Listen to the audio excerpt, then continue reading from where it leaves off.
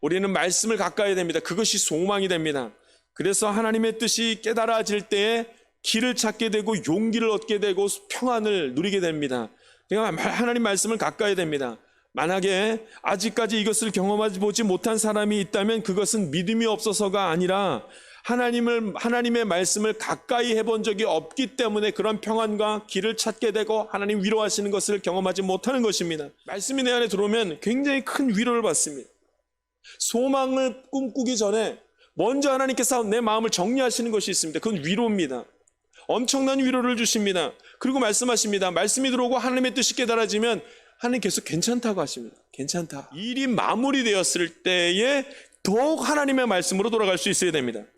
갈등이 끝났을 때에 말씀으로 돌아갈 수 있어야 됩니다. 그러나 대부분은 문제가 생겼을 때 하나님 하면서 말씀을 봅니다. 근데 여러분 오늘 성경을 가만히 지켜보면 갈등이 끝났을 때에 하나님의 말씀으로 돌아가는 것이 얼마나 중요한지를 오늘 성경에서 말씀하고 있습니다. 우리의 신앙이 계속 이어지지 않는 이유가 여기에 있습니다. 무엇인가 해결이 된 것 같고 하나님께서 붙들어 주신 것 같으면 어느샌가 금세 세상으로 마음이 쏠리기 때문입니다. 혹은 해결된 게 꼭 내가 한 것처럼 나를 자랑하는 일이 그 안에서 벌어지기 시작합니다.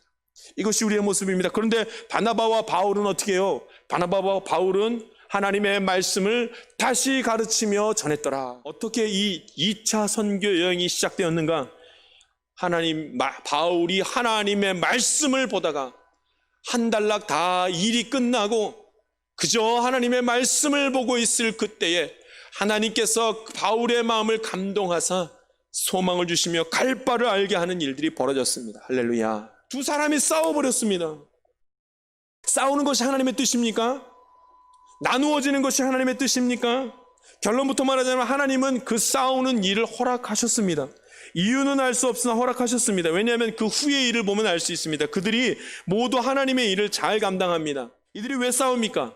왜 화해하지 못하고 다 싸워서 둘로 나눠져서 그렇게 길을 갑니까?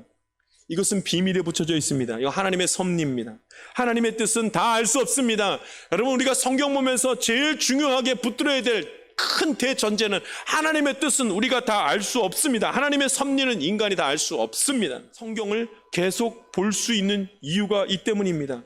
이렇게 숨겨진 일이 너무나 많기 때문에 여러분 숨겨진 일이 많기 때문에 내가 모른다고 해서 하나님이 없거나 길을 여시지 않는 것이 아닌 것을 우리가 알게 됩니다. 그래서 여러분 뭔가가 잘 풀리지 않는다 할지라도 그래도 여러분 하나님을 계속 의지하며 성경 볼 수 있는 힘을 잃지 않기를 간절히 바랍니다.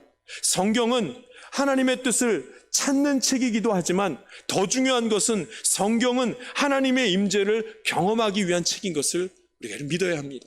하나님의 숨은 뜻이 있습니다. 계속 말씀 보고 붙들면 됩니다. 그러면 하나님께서 때가 차면 우리에게 소망을 주시고 갈 바를 알게 되는 놀라운 일들을 반드시 허락하여 주실 것입니다. 하나님은 살아서 역사하시는 분이요 이 세상 만물을 주관하시며 누구보다도 나보다도 나를 더 잘 알고 계시는 분이기 때문에 그렇습니다.